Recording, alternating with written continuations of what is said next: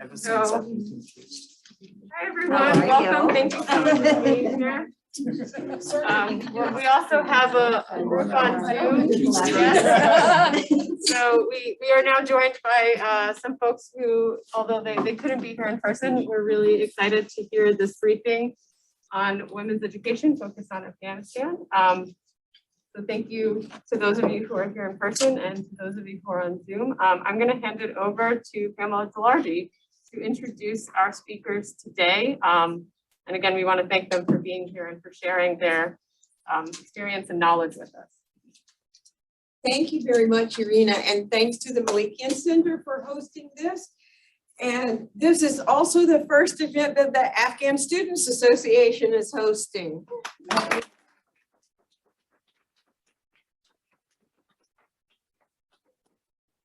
What I told my friends here is that I'm going to make extremely minimal introductions. This is Rangina. Thank you. Among many other things she has done in her life, and she is what we call a refugee, as I'm sure she will tell you, twice displaced from Afghanistan. But most importantly for this discussion was the Minister of Education in Afghanistan most recently, and is now here with us at Thunderbird School at ASU. So I think she has a lot of thoughts about education and girls' education and other issues.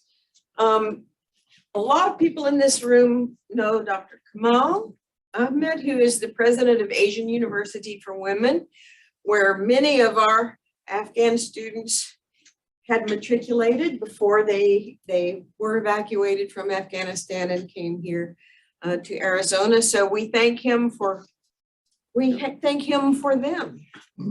And we thank you for having us. University for Women is a very special place. It has a mission very much like ASU, focusing on first generation students, those who are marginalized, those who might not get a chance at higher education. And those who are going to do just plain wonderful things. Yeah, exactly. This guy is the acting director of the Melikian Center and is a professor in global studies and many other places, and is incidentally my husband. On a long-term basis. I'm going to leave it to you guys. Now, our other speakers here, who will be telling not only their own stories, but also their perceptions of what is happening, what has happened in Afghanistan, and what needs to be done. Fahima had just started. Well, how many years had you gone to AEW before you came? 2 years. 2 years. 1 year in person and 1 year online. 1 year in person and 1 year under COVID Yeah. situations, right? Nina, how long were you at the AEW? Almost 4 years. Almost 4 years.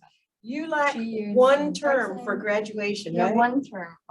She lacks one semester to finish with your bachelor's degree. So they have a lot of interesting things to say too. So I'm going to turn it over to Craig. Well, welcome everyone. I'm only going to moderate, but on behalf of the co-sponsors, we're glad you're here.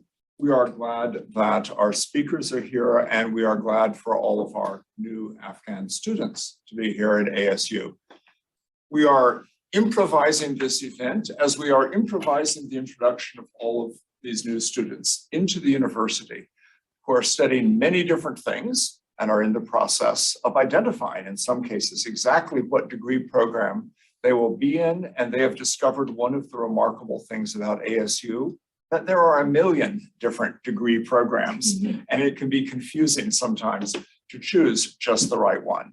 But they're focused on that, as well as on learning English and learning about this university and learning about the United States.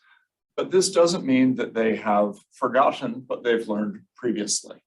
They come from a rich range of experiences in Afghanistan and in Bangladesh. And we hope that we will be able to learn from them today and on a continuing basis, because one of the great things about having them here is that we can learn from them as well as they can learn from ASU. So as Pam said, we have two distinguished speakers. I won't hog the floor any longer. I will call on the first, Dr. Kamal Ahmad, the remarkable leader in higher education who has dedicated himself to creating the Asian University for Women. Thank you, Craig. Assalamu alaikum, everyone. You know, I've been in ASU now for a day and a half. I travel a great deal all over the world, but the remarkable thing about this day and a half has been, I felt I've been back home. I've been back home because I'm in the midst of so many of our former students whom I still claim to be ours. But also, you know, if I were dyslexic, I would probably read ASU as AUW, because there are so many commonalities in our ethos, in our perspectives, in our social commitments. So I feel very privileged, and I have had the good fortune of having Pam's company during these hours. She has taken me to all the meetings. So Pam, thank you.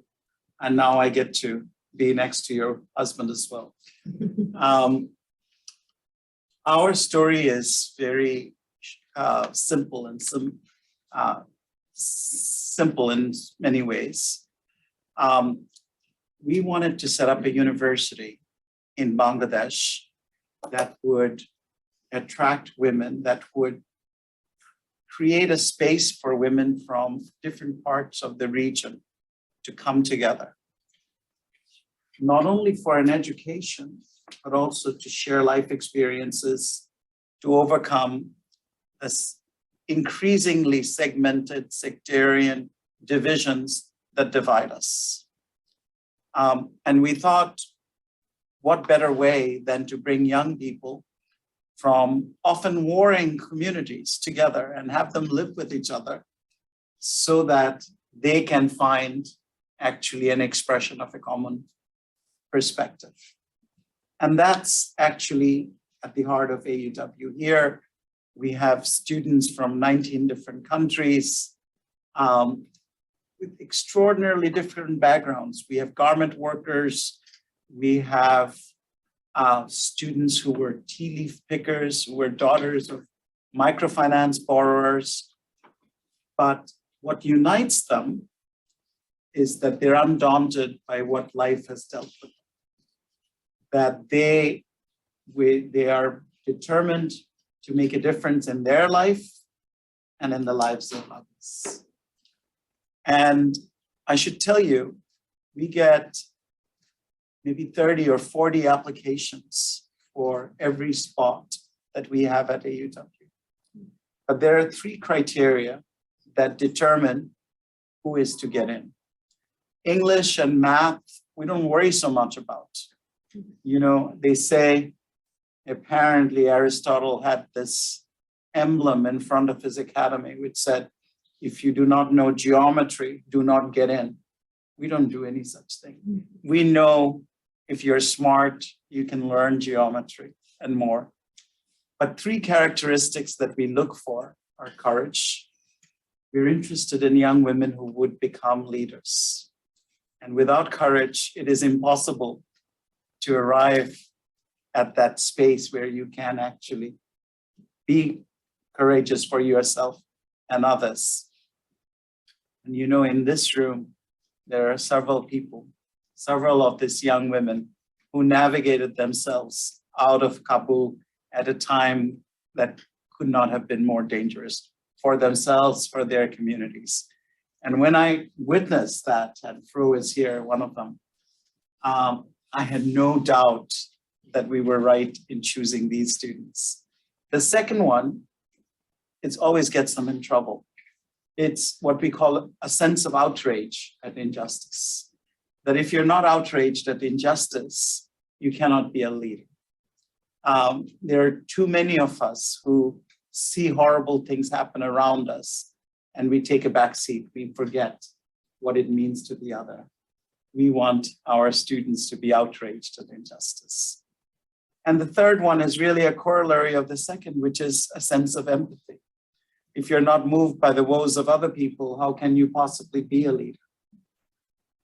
So we're very fortunate that we live in this community where every young woman coming from so many different parts of the world, before anything else, they think of those things. And not just in terms of their own country, but really from a global perspective.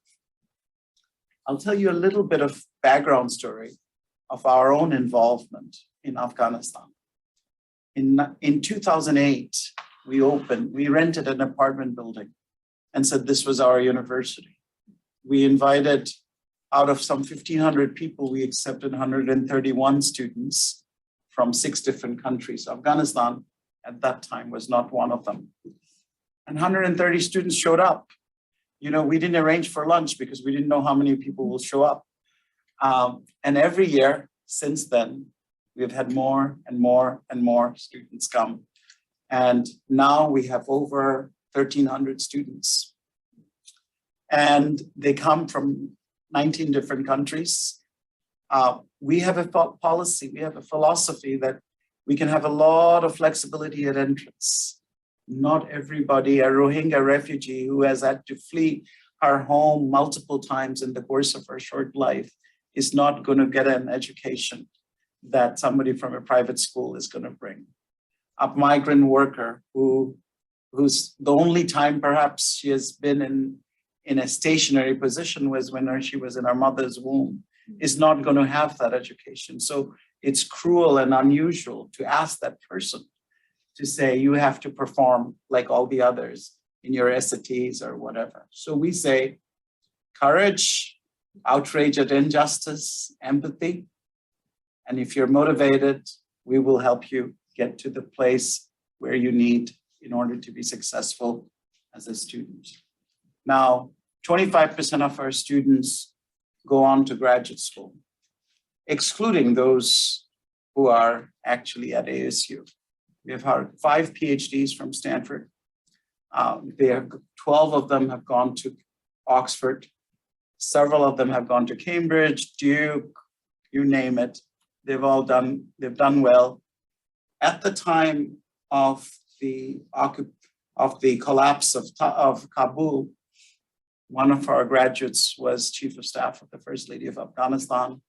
They were involved prominently in the human rights movement, and actually in all the other countries, similar faces have come. When I first went to Afghanistan to recruit students in 2 years afterwards, in 2010, people told me, why are you going there? It's a waste of time. No girl from Afghanistan would come to a university in Bangladesh. I still went. And I remember I would make these presentations. And initially there would be complete silence. Nobody would stir. But then somebody would come up to me and say, what about my sister? What about my niece? And pretty soon, Afghanistan became the second largest source of our students. So that's the history of our involvement. Now, I will just say a couple of things in terms of how we are so fortunate to have these students here with us today. I think Arizona State University is a good place to remind people about the meaning of a university in a larger context. A university is, of course, a place where you educate young people and learn. My professors always thought they felt bad whenever people said, oh, you learn only from your peers, because they have, of course, devoted their lives to teaching. You learn from everybody. But what I wanted to say is, when in June 2021, the situation in Afghanistan became clear in terms of what was to follow, we had no qualms, we had no questions about what we had to do as a university. On June 30th, I wrote to all of our students, to our entire community, that this is our obligation. We have to bring our students back. We have to bring all of our alumni back.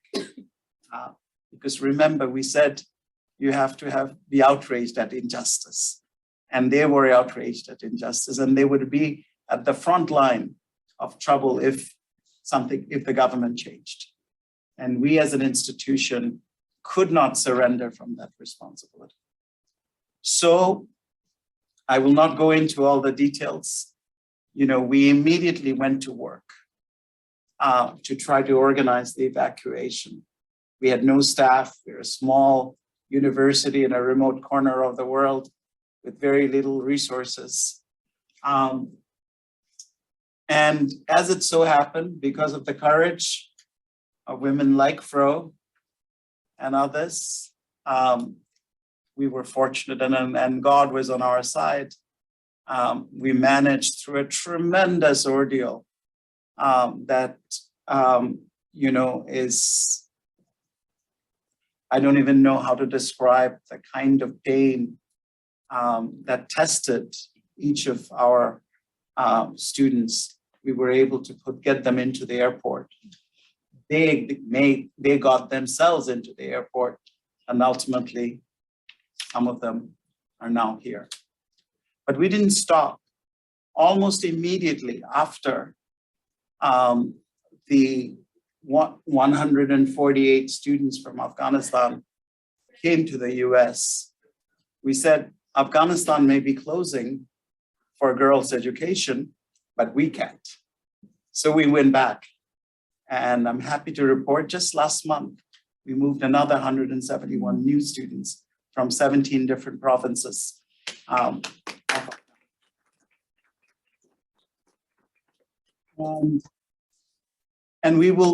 our target is to get to 600 women from Afghanistan by August. Every day we're trying to move 10, 12, without causing gathering anybody's attention. And why are we doing this? We're doing this because there will be a time when Afghanistan will reopen, will become a normal country, where women are going to be recognized as equal to all others. At that time, it'll be very important to have women who are well-educated, who are capable. We have seen too many instances where they say, oh, there is a vacancy in the Supreme Court justice position, and this will go to a woman, only to be announced that, alas, there is no qualified candidate. So like the previous time, we must appoint somebody else. So what we are building is a brain bank that we hope will ultimately help Afghanistan become a better, a more considerate and more prosperous. When half the population doesn't participate in the country's economy, no country can possibly prosper. So that's really all I think I have to say. Thank you, Craig. I hope I didn't go Kamal. No, that's too a great much. kickoff for our conversation. And let me now call on Rangina Hamidi, as Pam said, the former Minister of Education. She speaks not only from official experience, but personal experience. Rangina. Thank you. Assalamu alaikum, good afternoon, and it's a pleasure and honor to be here. You continue to do great things, thank you. And very nice to meet you, Dr. Ahmad, and thank you from the bottom of my heart.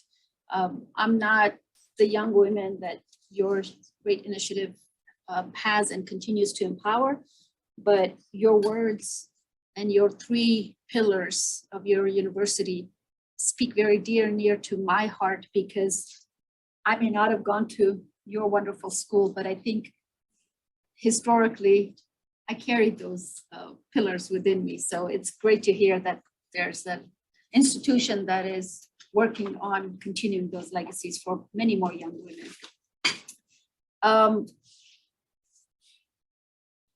I had a speech written, but I'm actually not going to say that because I want to respond from my experience as appointed as a female minister of education in June of 2020, the first after 30 years in Afghanistan. And this appointment, so I do want to make it a bit personal and share a story, because this appointment was contested by many on the ground. Not only because I was a woman, but also because I was a woman who had studied and been raised abroad. Somehow, men coming back with degrees from international universities was not a problem to lead institutions as great as the Ministry of Education. But to have a female who had been raised abroad, not by choice, but because we were forced out as a family in the early 1980s after the Russian invasion of my country, there was always a problem. And countries and patriarchies like Afghanistan always do find problems with women candidates. And of course, this is nothing new. But after I was appointed, it was interesting because my appointment was not political. Political in the sense that, yes, it was a political position. I was a political appointee by the president, former president of Afghanistan.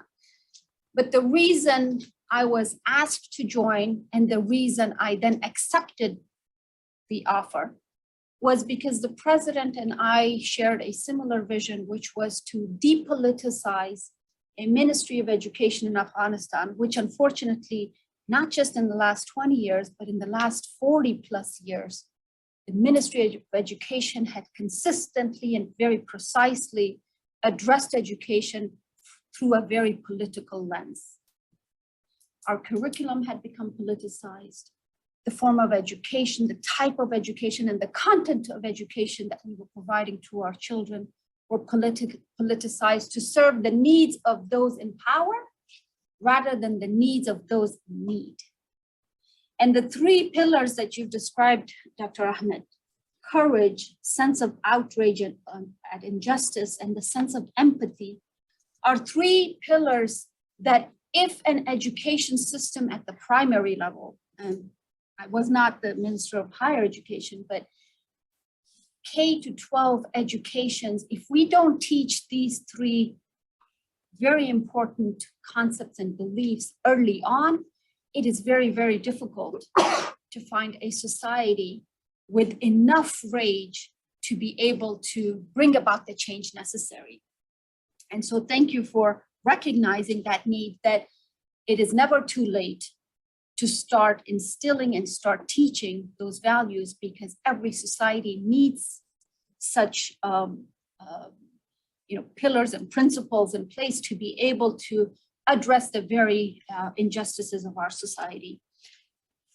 Courage, you spoke about. And I just want to share that in order to serve in the leadership position that I did, if I did not have the courage that took me day and night for 14 months exactly on August 15, Rangina would probably be dead.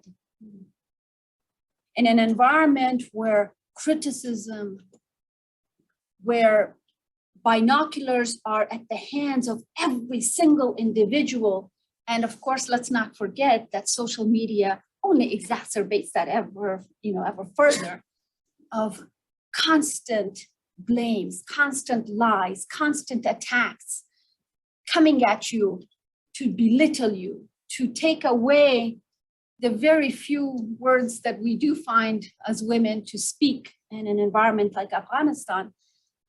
It was the courage that really took me day in and day out to be able to stand, to sleep and wake up the next morning and continue to fight the battle that I had chosen to fight in that very, very troubling environment.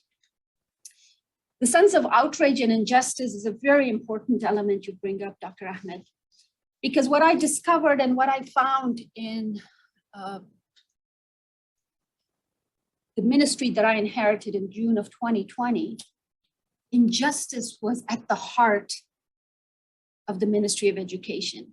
You would think that with almost 20 years of financial and political investment that the international community had made, I will leave you with a few examples of injustice speaking in ways louder than one can actually read in books, because these things were not written in books.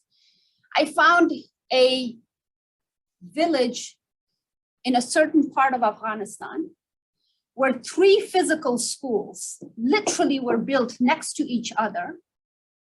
And that village did not have enough children to occupy or to fully occupy one school, which means 2 other physical schools were empty constantly because there were not enough kids to go. Yet I found villages where in a radius of 150 kilometers, you could not find a single school built in 20 years. If this is not injustice, I don't know what is. If this is not political, I don't know what is. I found provinces where there were surpluses of over 2,000 formal teachers. And that province's student to teacher ratio was 1 teacher for every 16 children. It's a ratio that even many American schools or many American communities don't have, yet there was a province in Afghanistan that had that great ratio. And yet you had provinces that had over 120 children per teacher ratio. And when I came as minister and I started looking at this data and I started analyzing this data and I started to question the justice that all my predecessor men colleagues had served, I was, of course, the least educated and the least, what was the term? Sorry, I'm blanking out, it's Ramadan. But the least, I've completely blanked out on the term, but my ability to manage such an institution was questioned because I started to ask hard questions as such.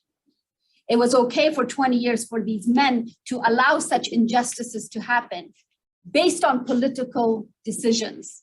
And yet when a woman came to question those injustices, she was put on the spot for not being qualified enough. That's the term. I was not qualified enough because I dared to raise such questions around injustice. And finally, the sense of empathy. Some of my reform agendas that were questioned and quite to this day are still questioned.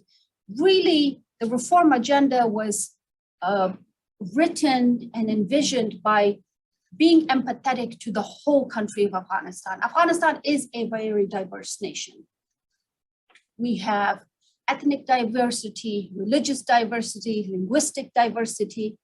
And for an institution as great and as grand as a Ministry of Education, I had to be fair and empathetic to understand all of my communities, because the responsibility of the Ministry of Education was to serve all of the communities, not just the city centers, Kabul, and maybe 5 or 6 other major provinces. And when the clash of trying to please or trying to provide a service to an entire population of 40 million people, of which more than half are kids under the age of 20, of course, you have to pick and choose where you're going to give the attention and provide the attention. And without proper communication and without proper presentation in terms of allowing the opportunity to discuss and start a national conversation around being empathetic to those communities that had literally not been given service for almost 20 years. Many people around the cities who had access to platforms such as the internet or social media started questioning. And the biggest blow that I got towards the end of my time at the ministry was, oh, she is pro-Talib, she's sympathetic to a mentality of the Taliban because she seems to be going against what we've been trying to do for 20 years. And I think what we need to the reason I'm sharing this with you today is in order for education to be successful in any society, and this is really my, not only a plea, but a request to all my young sisters, daughters, really daughters. I can be mother to many of you, to all of you, in fact. The great, wonderful girls who are studying at ASU here and anywhere else in the world. In order to be beneficial to our future Afghanistan, that Dr. Ahmad rightfully said, Afghanistan is not going to be in this dark forever. We're going through a very, very ugly and a very, very devastating and a very depressing turbulence right now. But the resilience of my people historically, all of us know that we will rise again. And it is going to be you who will be the future leaders of Afghanistan. But in order to be good and prosperous and effective leaders, you need to understand your country as a whole and not a country in void, which unfortunately, some of the experience of the past 20 years, while there are some great achievements, such as you all sitting here, you all now at ASU and the university in Bangladesh providing opportunities. The one legacy of the investment of the international community of the past 20 years, I think one of the main and probably one of the very few legacies left in Afghanistan is the love for education. And you guys are the embodiment of that love and that desire of the Afghan people. So I know that the future of Afghanistan depends on the quality and level of education we all collectively as Afghan citizens, no matter where we are in the world today, will depend on it. And the future of Afghanistan will be changed by those who pick to change ourselves today. So I want to open it up to a discussion. So hopefully. Well, we have two of our Oh, students yes, who will speak also.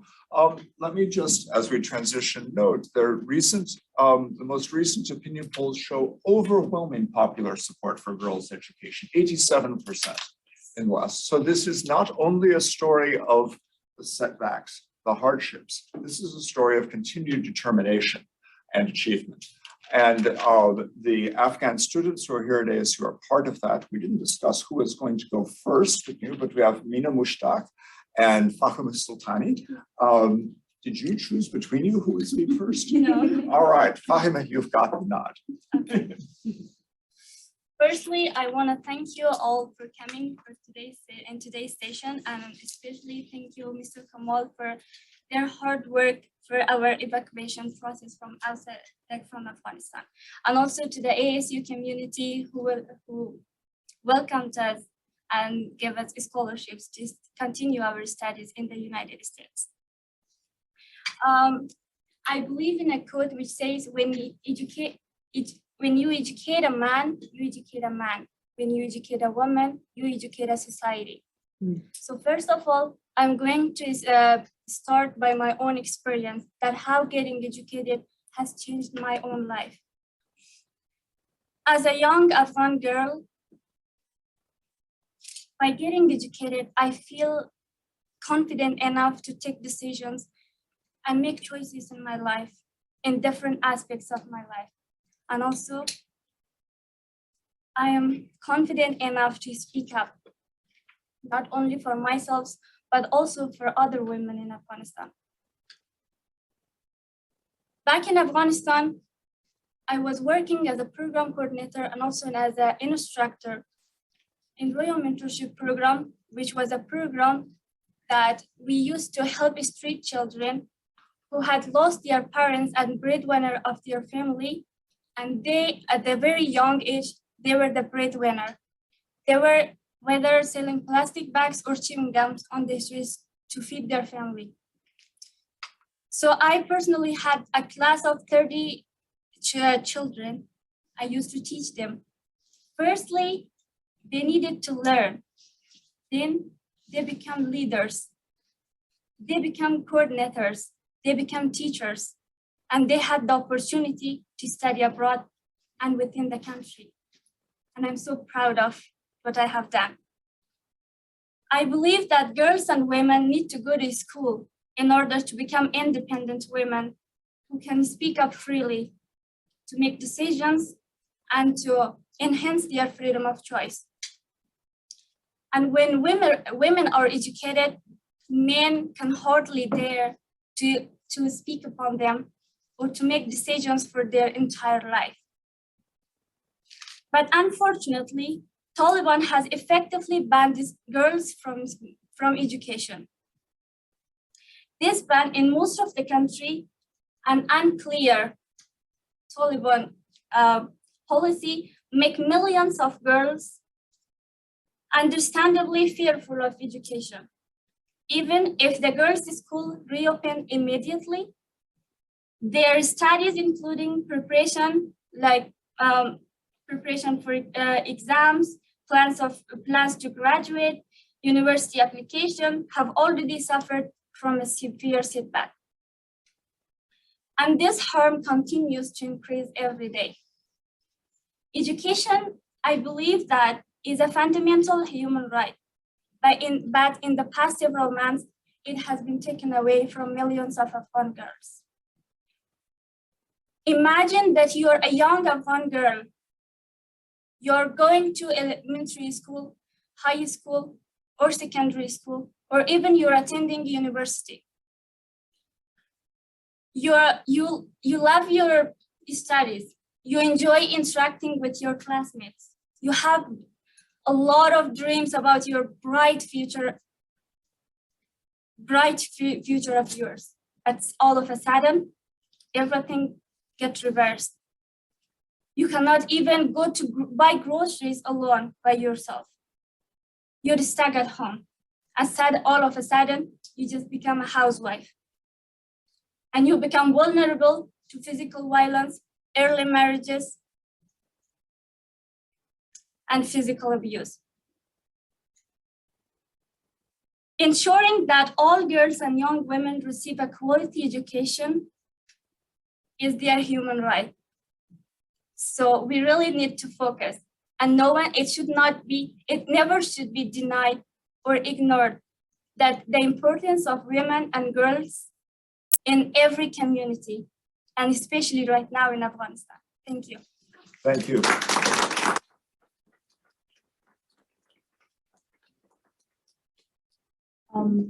First of all, thank you everybody for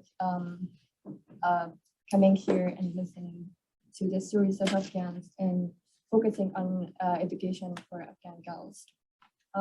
I personally thank Dr. Kamal for giving the Afghan girls the opportunity to study in Bangladesh Asian University for Women. I, as a student in Asian University, I have never ever judged our university based on the buildings that we were surrounded on, based on the quantity of the students that we were there, based on the looks of the buildings or the space that we had. Rather, I always see our university as big as the world, as it was the diverse university that we had, and we experience and learn from our other sisters from around the world. So thank you so much, and thank you so much for continuing the opportunity for girls in Afghanistan right now and accepting their application right now and continuing them to go to this wonderful university that I went. Thank you for that. And Dr. Rangina Hamidi, thank you for your service in Afghanistan as well. Thank you for the people who put this meeting together that we can speak here and focus on the opportunity. I'm not gonna focus on the things that Fahim said already about how important education is, because that is the simplest things that we all understand and know, and we feel it. So I'm more focusing on what is going on right now and how the girls are feeling right now in Afghanistan. Recently, in Bamiyan province that I grew up and raised there and went to school, an incident happened. Unfortunately, someone misused the emotion of the girls and called upon them to come to a gathering that wants to protest against the Taliban for reopening the school and demanding the Taliban to open the universities and the schools for them once again. They came in a large group and gathered into a city hall. And unfortunately, when they reached there and found out this is a trek for them, and rather it is a conference or a meeting for supporting the Taliban, and they turned the meeting into the opposite what the Taliban expected from them. They used the opportunity to voice and question the Taliban why they banned the school and universities for the girls. They turned up the banners and they's gone viral on the social media as well.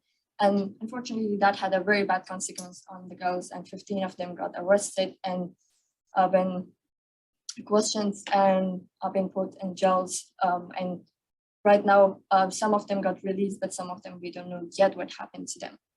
These kinds of opportunity that are for girls to voice with their hearts for school and education shows that how much they are eager, how much they are wants to go to school, how much they are have the confidence, how much they are eager to seek for education. So some of them unfortunately happens like this, end up like this, but still they're courageous enough to come to the streets of the Kabul right now and gather in private meetings to find solution how they can find a solution for themselves to go back to school or find something else, an alternative to continue their education. What they need right now is, as I spoke to them, to some of them, I am not saying that to all of in a large group, but I'm speaking to some of the girls in Bamiyan who is doing circle group studies privately in their homes, that to find opportunities outside of Afghanistan to go and study. And in Kabul, they are running private schools hidden from the public to continue their education. And what they need is an institution that support them and give them opportunity to go outside of Afghanistan and study, or put pressure internationally into Taliban to open the school. Of course, there is outside of Afghanistan institutes, people who organization who put pressure on the Taliban or in their governments to do not recognize the Taliban as a government, as an official government of Afghanistan, and put pressure on them to open the school once again for girls. Beside that, what they need is online education, such as universities that help them to study online, mentoring for them to people who are outside of Afghanistan who can mentor them and help them in person to study. They they need support, financial, educational support, that they can continue their online education, as well as mentoring and their circle groups education that they have privately at home. So yeah, one of the opportunities that Dr. Kamal already mentioned here, he's supporting other girls in Afghanistan to go outside of Afghanistan and study. That is wonderful. We need more of those kinds of opportunities, scholarships to for girls from like a different part of Afghanistan to come outside of Afghanistan and study, as well as back in Afghanistan, mentoring, online schooling, online universities help them a lot, and so that would be a great opportunity for them to do so. Yeah, thank you. Nina, we're going to open the floor to questions. Let me say a couple of words in transition. First, there is no more important subject for our attention. This is a global issue. It's an issue across Asia. Right? Globally, there are 32 million girls who should be in primary school who are not, 97 million who should be in secondary school who are not. Across Asia, this is an issue which makes the work of the Asian University for Women crucial. And it's a very basic issue in Afghanistan. As Rangina has suggested, it was an issue before the recent reversal in politics. It's been an issue a long time, but as both Fahima and Mina have suggested, and all of our speakers, I think, there is no reason to think there is no future. There is a future. There have been forward steps and steps back previously in Afghanistan. For 100 years, for longer, there has been progress. Women have moved into important public roles, and women have sometimes been pushed back. Women's education has advanced, and it's been pushed back. Education is empowerment, as our Afghan students are acutely aware. Empowerment brings the responsibility to use the power well, but it is a chance to build a future for yourselves, for Afghanistan, for the world, and we are confident in you. I hope you're confident in yourselves too, and we want to be there to support you, to keep your confidence high as you work with the courage and the empathy to find ways through outrage and injustice to build better futures. So ASU community is there for all of you. Now, would others like to ask any questions or add any comments for our speakers? We have a question from online. Yes, good. So Michael asks, could the young scholars comment on their reception from the student body and instructors at ASU? And also talk about ways the Afghan scholars have created awareness among their non-Afghan student peers and others regarding unique challenges to education for Afghan women. Okay, let me, so if either of you have comments on the reception, I will suggest it's a limited opportunity because both Mina and Fahima are still in a transitional program, not yet in regular ASU classes. So they will be able to say more next term than they are now about the reception by other ASU students. But they may say a little bit about this because I think sometimes it's frustrating that they're in a transitional program with all the other Afghan students and not yet with all the other ASU students. But how does it feel, Mina? Currently, I am I'm taking ASU classes as well, so I found it very welcoming today. Classes in one of my classes, Religion of the World, there was a slide about Buddhism, which is related to one of our topics, and it shows the two statues of Buddha in Bamiyan, which is my hometown. And that was very much surprising to me. That was like from Afghanistan and showing a slide about Afghanistan. And professor asked, who know where is this? I was like surprised to raise the only one to know it is that it's me and have seen it, live there. And my home is 30 minutes away from that status. I was like shocked. And I said to the class, I'm from Afghanistan, I'm a refugee. I came here like about 4 months ago. This is very much surprising for me to see in university. I never imagined that I would be in a class that would show something from my hometown, from my country. And everybody was really, you're from Afghanistan. Yeah, thank you for having you in here and for the ASU to have you here. I was like, thank you for having me here. So yeah, everybody is welcome. In the classes, I found it very welcoming. Yeah. Thanks. How have your experiences been? Have you gotten to meet many other ASU students yet? Yes, basically after the placement test at the ASU, when we firstly came to ASU, I was qualified to attend Advanced 2.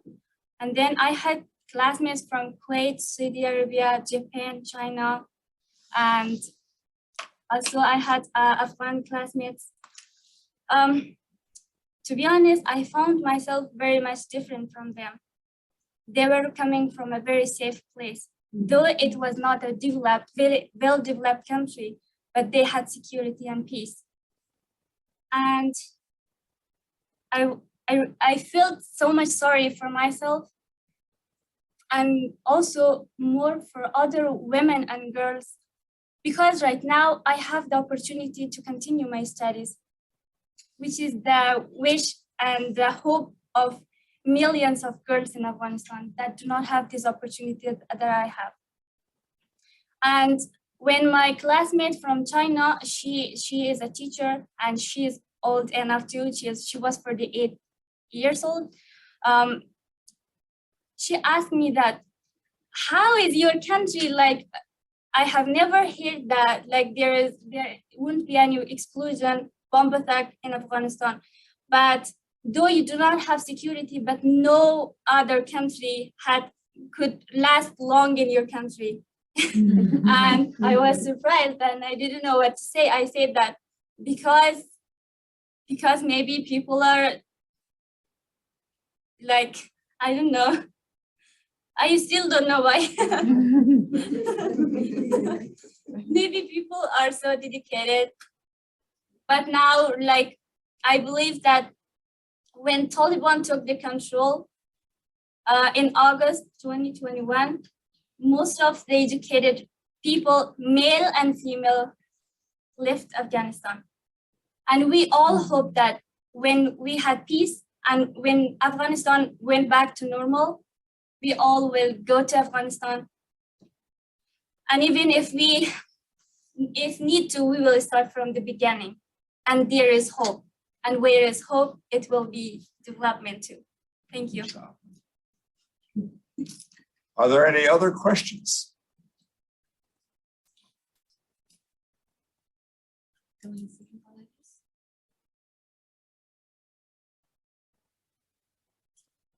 As questions are coming up, may I share? Of course. Some, my daughter Zara here is a 6th grader at ASU Preparatory School at downtown, and Cadence is her classmate. So it's not at ASU campus, but it's a future ASU potential candidate. But the one thing that I have personally learned as a mother is that the experience of the reception for a child, really, at age 12, in an environment where there are very few children assimilating already, Zara's experience has definitely been positive. I hope I can say that. And she comes home saying, my classmates ask me, "You really from Afghanistan?" And then, the pictures, the very unfortunate pictures of thousands and thousands of people sitting in military planes. We came through that, as did all the students here. And so for even 12-year-olds asking her that, knowing that they have a classmate in their class that has actually experienced a global phenomena, it definitely is a learning experience. So even at that age, that shared experience is the foundation for teaching and raising global citizens. So this is definitely a beautiful and a positive opportunity. And I'm sure that close to 100 young women here will definitely become a huge asset to the ASU environment. Absolutely. This enriches the learning for Absolutely. everyone throughout the university. It's worth adding, of course, that the young women who have been able to come to the university are not the whole of the Afghan population. Right. In our area. There are many other Afghans in other walks of life who have come to Phoenix and Arizona and are also trying to make their way. So, and Phoenix is a city of many refugees and many different communities. And indeed, we may well soon see new Ukrainian refugees and others. So this diversity is one of the things that makes the community rich and makes ASU rich as we try to be a part of the community. So I think there are many dimensions in which we will learn from the experience of having our ASU students. Craig, if I may. Oh, go ahead, please. No, Go ahead, no, Kamal. please. I have a question, and I spend every day with these amazing ladies, and I've never actually asked them this question, I realize. Here's your chance. We're talking about how special you are and what you can bring to ASU and what you can teach other people and what you are doing for yourself to help build Afghanistan again. But I also have a sense from some of you that some days you just don't want to be all that. You just want to be the student in the class learning to swim or out at the gym working out with other people without that burden of the future of a country or the burden of representing a country to other students. And there are a number of you here in the class. Does it change from day to day what you want to identify as or be a model for, or hour to hour or week to week? Yes. I want to answer it. When I was in Afghanistan and when I joined AUW, because we didn't have the resources that I'm having now at ASU. But now I think that I'm able to do whatever I plan for because I have the whole people supporting me. Basically, helping underprivileged people is my priority and it always be. And I really want to focus on women and girls empowerment. And I want to have, whether I end up working at an international aid organization or having my own NGO, it will be perfect. I can reach my goals. Yes. Sometimes in the classes, I just want to be as simple a student as I am and be defined as, and my ability wouldn't be questioned as Afghan students. Sometimes in classes, I do feel when we present enough of the work and somebody is surprised at how from Afghanistan these girls would be this much qualified. And that sometimes bother me because like, why wouldn't we? Like, why? The question is like, I'm qualified enough for the work. I'm a student, I'm learning, I'm studying here, but some surprises on the face of some professor, some students, when they question that how good are you, how your English is good, you are coming from Afghanistan. Sometimes do bother us, and that's what we want to be as a be seen as a normal students, not as something else. And of course, it's our country. We how can we be careless about our country and not seen as ourselves as someone who gonna help our country once again in Afghanistan? I don't think, for myself, I don't think that feeling would go away from me. That I'm not like I would go for only focus on my personal life that much that I would forget my roots. That I'm coming from Afghanistan and people are in Afghanistan are still suffering. I do carry that I wouldn't say burden. That is a responsibility, a joyful responsibility that I have, a great responsibility. I would continue. That is my motive that I am looking forward. If any time that I would be discouraged of studying and like taking a little step back, the situation in Afghanistan, the bright future that is going to be for Afghanistan is my motive. I would always look for that. Yeah. That's great. Yes. Do we have time for another question? I think we do. I don't actually believe we have a hard stop. Oh, okay. Okay. You know me, I'm Erin.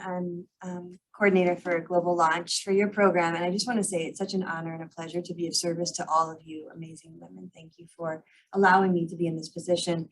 Also, in supporting our instructors, in supporting you, I just have a quick question. Is there something specific, or is there anything that you'd like your instructors to know about you? I know our instructors are very often busy with so many other of the international students in the classroom.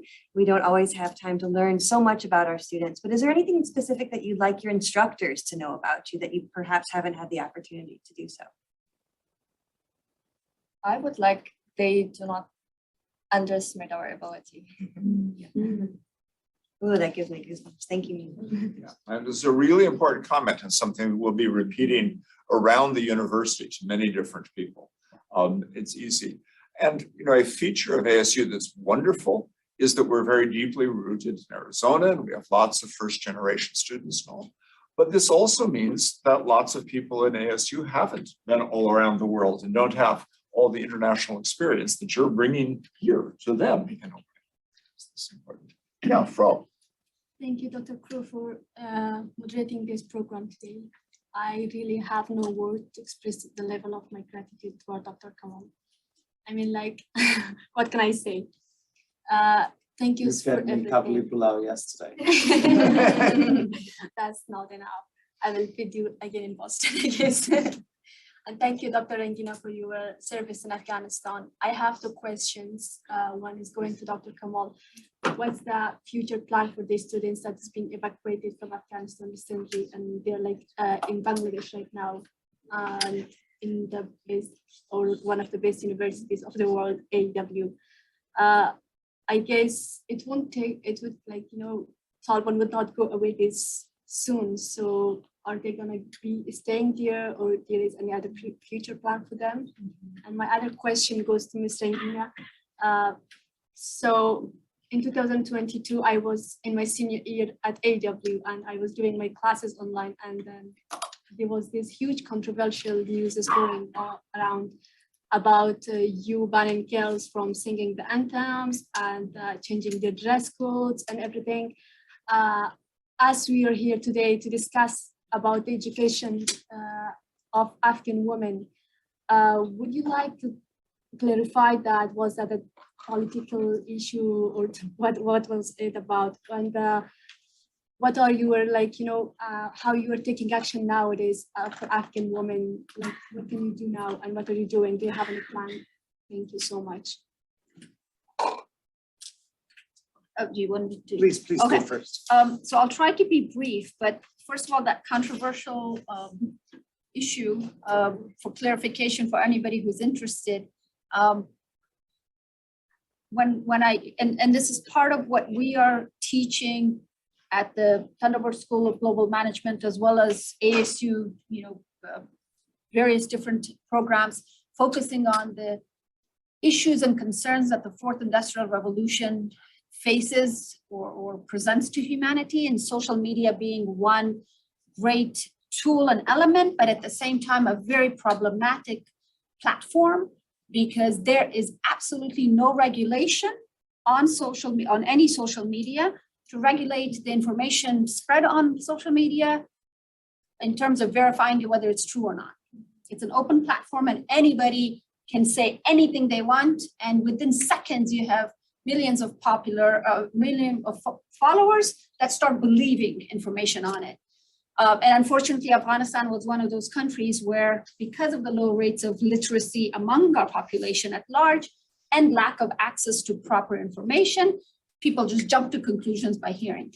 So with that, I must say that happens here too. I'm sure it does. Oh, absolutely it does. There was never a mandate by myself or my administration banning girls from singing. Let me make that clear. What I did do as a female minister, as a mother, as a girl that I once upon a time used to be, I noticed a trend at the Ministry of Education where a specific group of young women between the age of 14 to about 16, 17 were constantly and always picked, only girls, not boys, certain age, certain body type, certain looks, certain hair, dressed up as dolls to present through these national anthems, singing taranas, which you all know, at all Ministry of Education events, as well as other government events. And the majority of the time, the audience of these events were 95+% men. Okay? And I started to see and notice this trend as to why are we doing this? As a ministry, why are we doing this? Only a specific group of people, women, young women, and then only having them perform. So my questioning was, why aren't there boys in this group? So why isn't it a mixed group? Or why isn't there a boys group? Or why specific that age?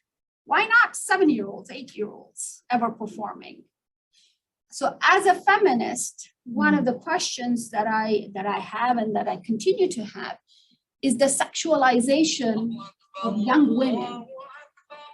And I saw this particular practice as a particular move towards as a particular move to display our young women at the stage to particularly large male audiences, always as young budding girls.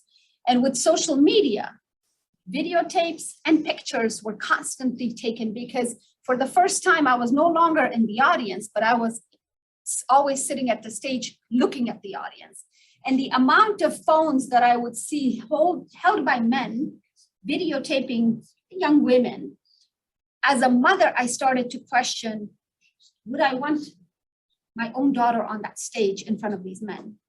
And the answer to me as a mother was absolutely not. So I merely questioned why we were doing that. And unfortunately, a man in not my immediate administration, but in Kabul, sent out or interpreted my questioning as a ban. And he sent out a decree saying the ministry or girls beyond grade 6 cannot sing. I have never said that. If anybody finds any of that proof, please let me know, because I certainly never commanded that. And then, of course, the civil society activists, people who were already unhappy about my presence at the ministry, blew this conversation out of proportion. And then I was forced to give a statement explaining it, but a sensitive topic as such, you cannot explain no matter how beautifully you write. But that is the gist of it. That is the history of it. And for the record, I want to reiterate, I'm a music lover myself. I love music. I love dancing. I love culture. I love, all the elements that define a society of who we are. So I would never I would never ban girls from doing something, but I was questioning the intention behind those who were constantly putting my young daughters as prey to predators that I did not trust at the time that I was. So if that was a bad thing, certainly people can criticize that, but that was my intention. And the follow-up question to you, what are my future plans or what am I doing here? Right now, I am in my new adopted home of ASU Thunderbird in Phoenix. And the best thing that I can do is continue to raise my voice against the injustice that my daughters, millions of daughters in Afghanistan are faced with. And it's not easy, to be quite honest, the burden of guilt that I carry individually, that I had to pick my one and only daughter above the millions of daughters that I've left behind.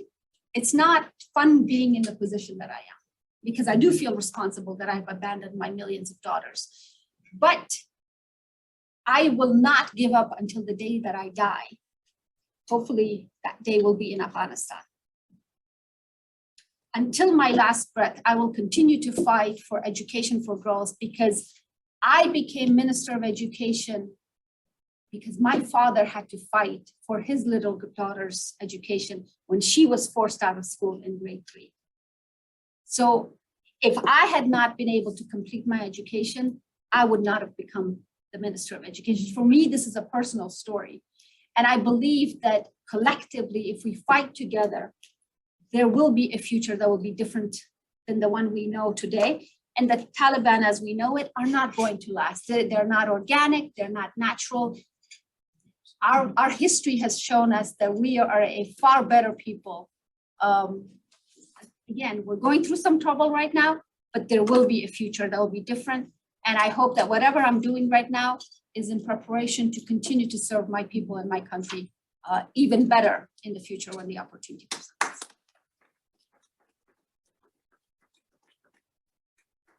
Oh, you got asked a question about how you're thinking about the future, but also you may want to add a little bit more to help us wind up this discussion. Yes. Thank you, Greg.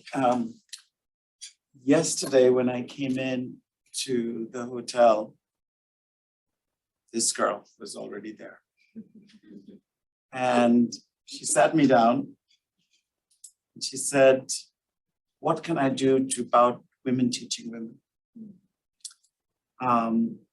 Some months ago, we announced that we will start working on a project that will take the women who are getting educated at ASU or elsewhere to start teaching other girls, adolescent girls who may not be in Afghanistan.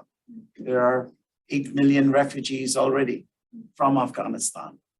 And they're in Pakistan, they're in Iran, they're in Uzbekistan. And there are no teachers. So when Pam asked earlier about the burden that you might feel, having come from a setting like she or I do, it's actually, I never felt a burden. I spent 10 years being a corporate lawyer. That was a burden. You aren't going to force that on any of these girls. So there is a particular joy and privilege in feeling that your life can be actually useful to others. And as soon as I came in, Faima's questioning reminded me of that fact, that this is not a burden. In terms of Fro's questions, in terms of what is the future of the women, I think, future is very hard to predict. I think what we can do now is keep preparing, bringing in more students, advocating for freedoms that don't exist. I was reading a text from Chinese history from the early 30s. Now, if I brought that text to you today, you would be very confused. It described a country which was overrun by warlords, where foreign interventionists were everywhere, where opium and other drugs were rampant. It would be a description of Afghanistan. But it was China. So when I think of Afghanistan, I think, look, it is the same story. There is no reason if China could emerge out of that quagmire of warlords and opium and interventionists who won't go away. There is no reason why Afghanistan cannot reclaim its own territory, its own people. So I am hopeful, but you have to prepare for it.